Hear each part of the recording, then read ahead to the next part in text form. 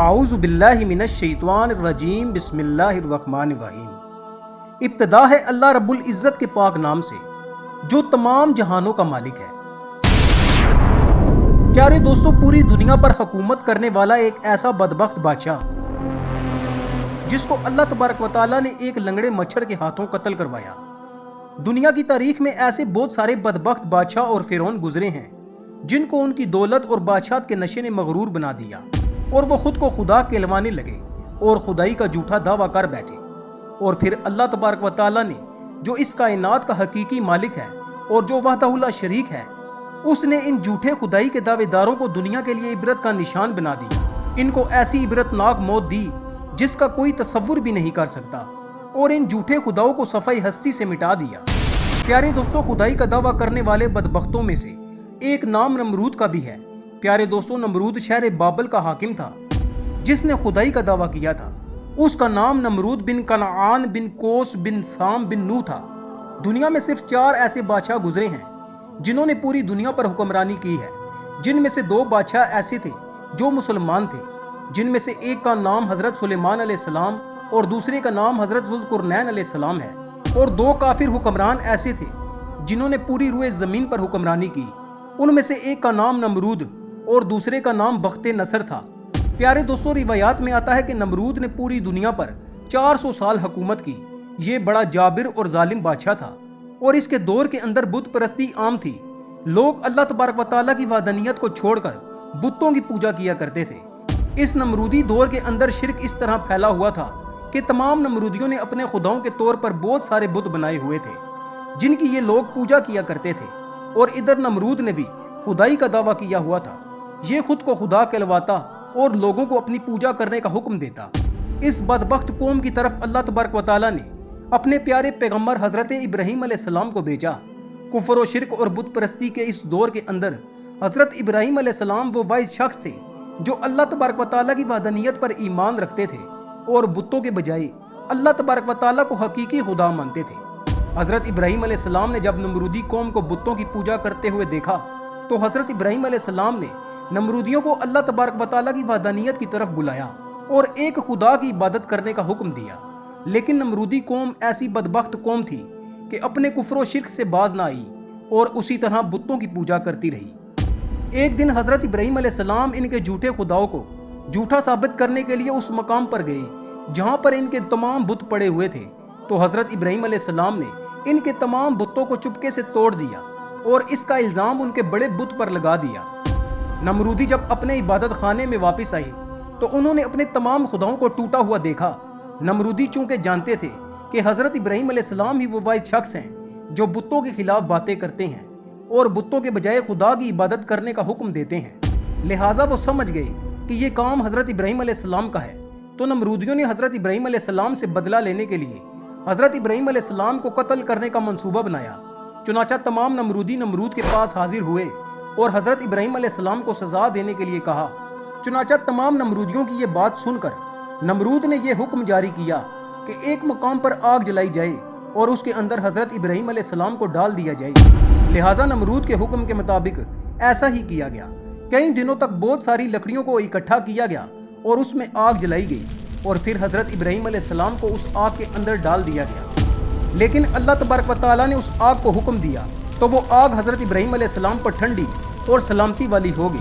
حضرت ابراہیم علیہ السلام فرماتے ہیں، میں جتنے دن آگ میں رہا اس وقت تک میں اللہ تبارک و تعالیٰ کی خاص رحمتوں میں تھا، اور ان جیسا سکون مجھے پہلے کبھی حاصل نہ ہوا۔ چنانچہ جب حضرت ابراہیم علیہ السلام اس آگ سے باہر تشریف لائے تو اللہ تبارک و تعالیٰ کے حکم کے مطابق حضرت ابراہیم علیہ السلام نمرودیوں کو ایک بار پھر حق کی دعوت دینے لگے اور اللہ تبارک و تعالیٰ کی وحدانیت کی طرف بلانے لگے۔ حضرت ابراہیم علیہ السلام نے نمرود کو بارہا سمجھایا اور اپنے کفر و شرک سے باز آنے کا کہا اور اللہ تبارک و تعالیٰ کی وحدانیت پر ایمان لانے کا حکم دیا۔ لیکن نمرود نے اللہ تبارک و تعالیٰ کی وحدانیت کا انکار کر دیا اور حضرت ابراہیم علیہ السلام سے مناظرہ کرنے لگا اور حضرت ابراہیم علیہ السلام کے سامنے خدائی کا دعویٰ کر دیا۔ نمرود نے حضرت ابراہیم علیہ السلام سے سوال کیا کہ تیرا رب کون ہے؟ تو حضرت ابراہیم علیہ السلام نے ارشاد فرمایا کہ میرا رب وہ ہے جو زندگی اور موت دیتا ہے۔ اس پر نمرود تکبر سے مسکرایا اور کہنے لگا کہ یہ تو میں بھی کر سکتا ہوں۔ چنانچہ نمرود نے 2 قیدیوں کو بلایا جن کو سزائے موت ہو چکی تھی ان میں سے ایک قیدی کو نمرود نے آزاد کر دیا اور ایک کو پھانسی لگا دیا۔ نمرود حضرت ابراہیم علیہ السلام سے کہنے لگا کہ یہ دیکھو، ایک کو میں نے زندگی دے دی اور ایک کو میں نے موت دے دی۔ اس طرح نمرود حضرت ابراہیم علیہ السلام کے سامنے اپنی باطل دلیلیں پیش کرنے لگا اور یہ دعویٰ کرنے لگا کہ حقیقی خدا میں ہوں، بتا تیرا خدا کون ہے؟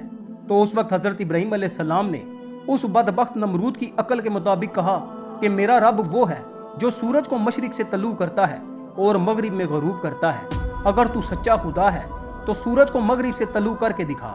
چنانچہ حضرت ابراہیم علیہ السلام کی یہ بات سن کر نمرود کا رنگ اڑ گیا اور وہ لاجواب ہو گیا، اور اس طرح نمرود پوری قوم کے آگے ذلیل اور رسوا ہو گیا۔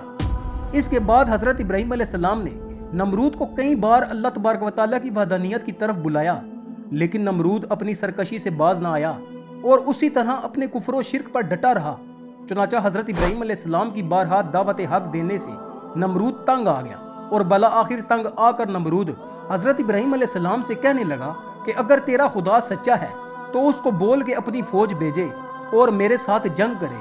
چنانچہ جیسے ہی نمرود بدبخت نے یہ بکواس کی تو حضرت جبرائیل علیہ السلام فوراً حضرت ابراہیم علیہ السلام کی بارگاہ میں پیش ہوئے اور حضرت ابراہیم علیہ السلام سے کہنے لگے کہ اللہ تبارک و تعالیٰ کا لشکر جنگ کے لیے تیار ہے۔ حضرت جبرائیل علیہ السلام کا یہ پیغام سن کر حضرت ابراہیم علیہ السلام نے نمرود سے کہا کہ اللہ تبارک و تعالیٰ کا لشکر جنگ کے لیے تیار ہے۔ حضرت ابراہیم علیہ السلام کی یہ بات سن کر نمرود کہنے لگا کہ مجھے 3 دن کی مہلت دی جائے۔ چنانچہ نمرود کو 3 دن کی مہلت دے دی گئی۔